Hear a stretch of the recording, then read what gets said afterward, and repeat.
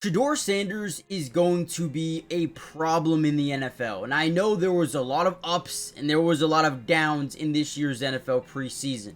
The good news is he has time to develop as a player. We all know how good he is right now, and we all know how good he can be in the future. And in this video, I wanted to make a video surrounding all the positive things that we saw from Shedeur Sanders. I'll go in and I'll break down all the negatives as well if you guys want to see that video.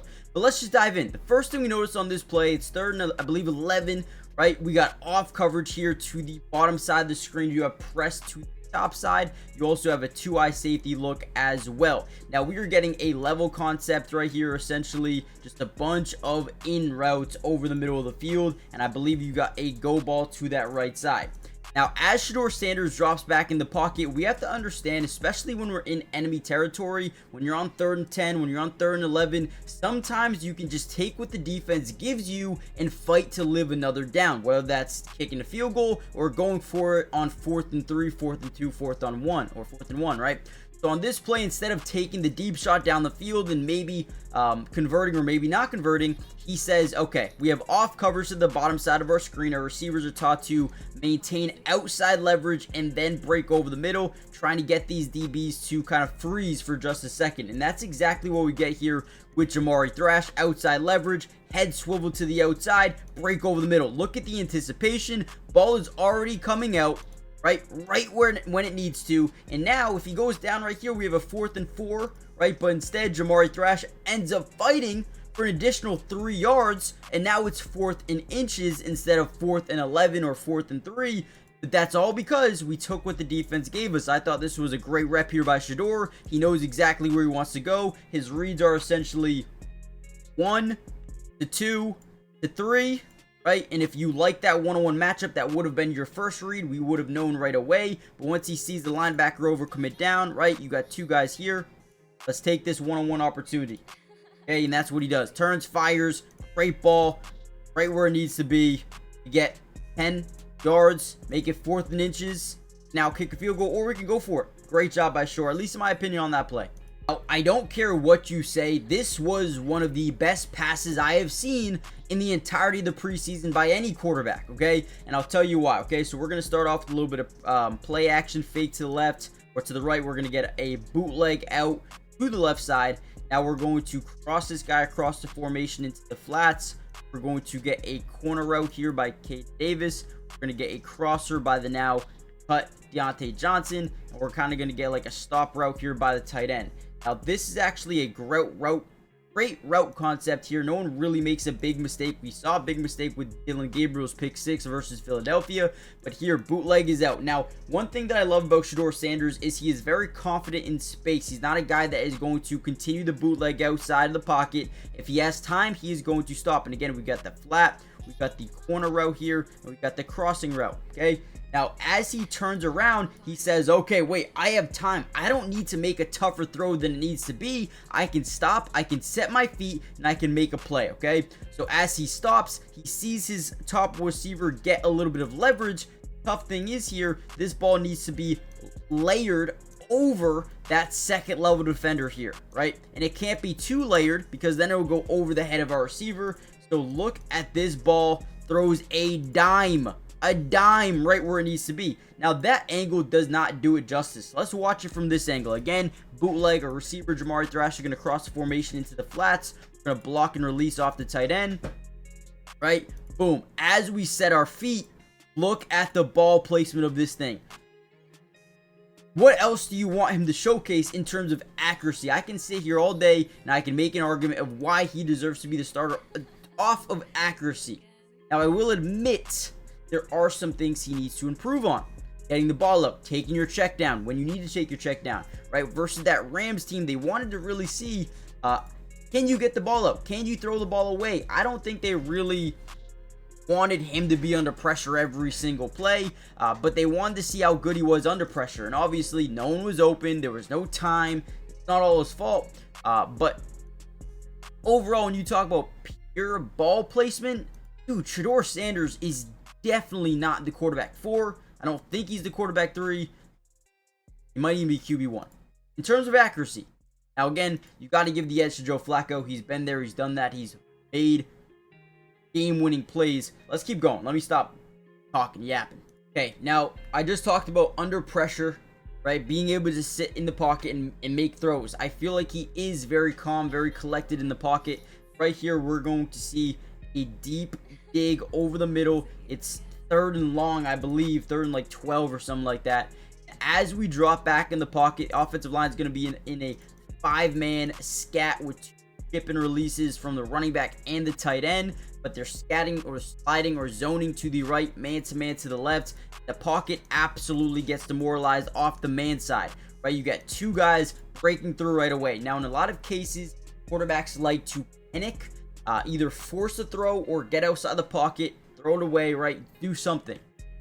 Shedeur Sanders on this play stays cool, stays calm, stays collected, and while he's about to get hit, anticipates a beautiful ball. Look at the out route here. Beautiful route. Dime. First down. Extended the drive. These are the plays that get me excited about Shedeur Sanders. Stay in the pocket while getting hit, right? And throw a dart. Now, if the DB doesn't fall, how does it change?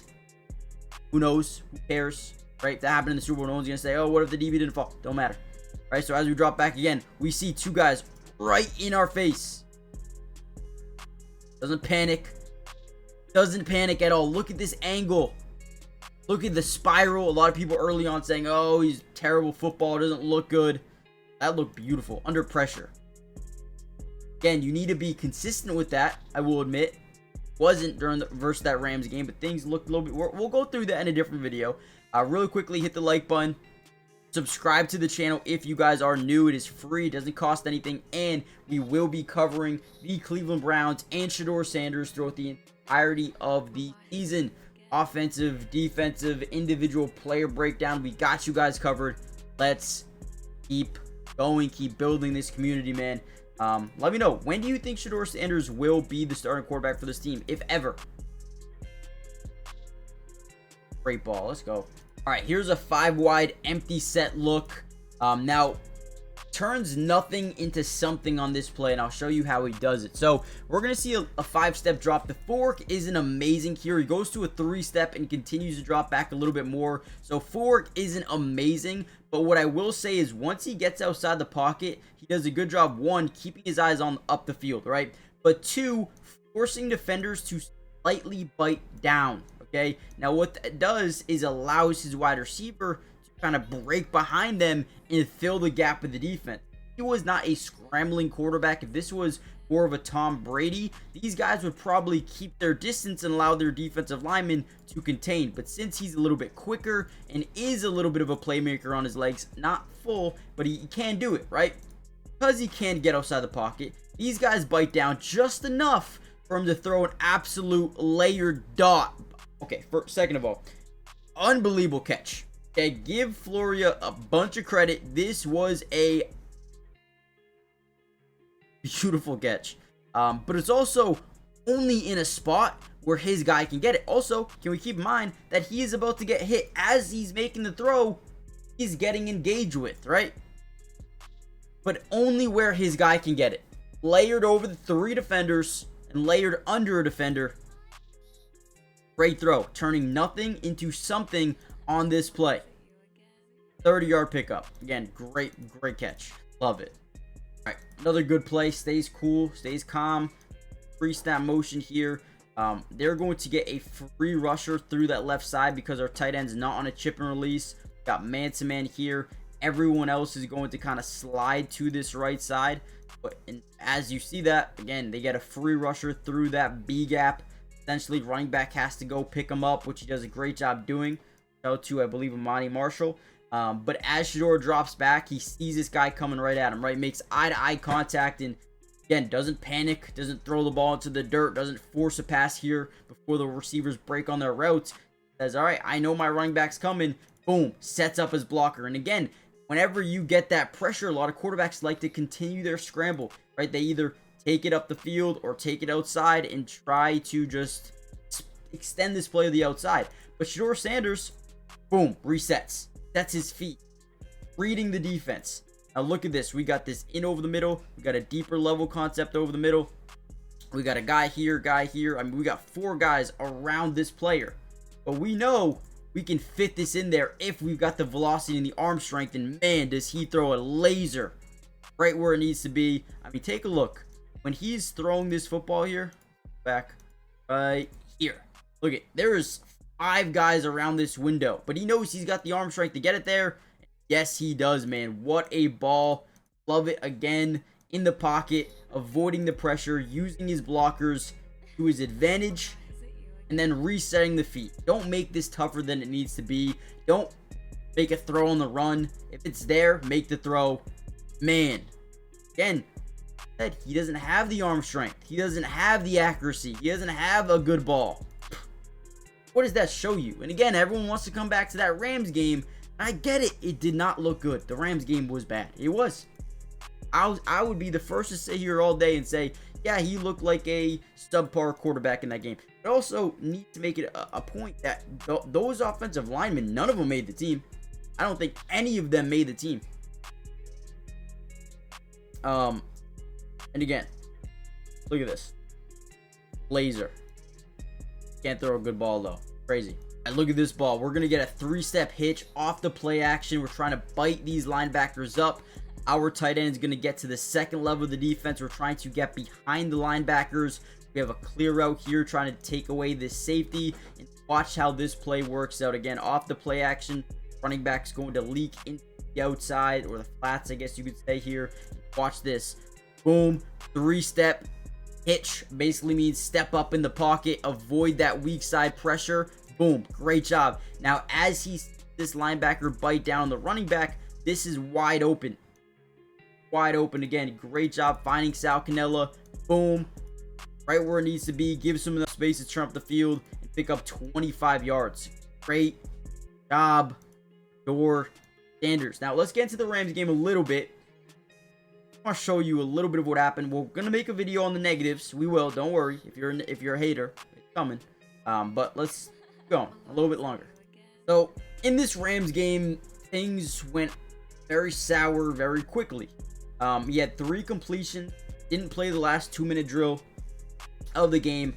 A lot of people speculated that it was because they knew he was good enough to make the team and they just didn't want to see any more, didn't want to risk injury. A lot of people felt disrespected by it because they felt like he was the only other guy that was going to make the team, and he should have got those reps. So you can look at it and spin it any way you want. I was more on the side of why not let him play, but after giving it some thought, I do understand, hey, maybe let's not risk an injury here. We want him on the team and we're going to trade Kenny Pickett. Let's keep him healthy. I do understand that side. Right here as he drops back, we're in a 5-man scat, basically sliding to the right. You got man-to-man to the left. We got no chip and releases. How can you do in the 5-man pocket? A left tackle got beat every single play. Every single play. But quick dump down, take what the defense gives you. I feel like the Browns wanted to see more of this. Can you just take what the defense gives you, most of the time? And sometimes that's all you need to pick up 5, 6, 7 yards on 1st and 10 instead of taking a 3-yard sack or a 6-yard sack or an incompletion. Just take what they give you, and it will work out in your favor a lot of the time. Here we go. Last play that will really break down here is a quick 6-yard pass to Sal Cannella. As we initially drop back, this DB does a good job kind of getting in the way. I mean, it would have been not a hospital ball, but right when he got to the ball, it would have been a hit to the backside. So don't want to lead your receiver into that. But as he gets out the pocket again, he throws a pass where only his guy can get it, right? Outside shoulder.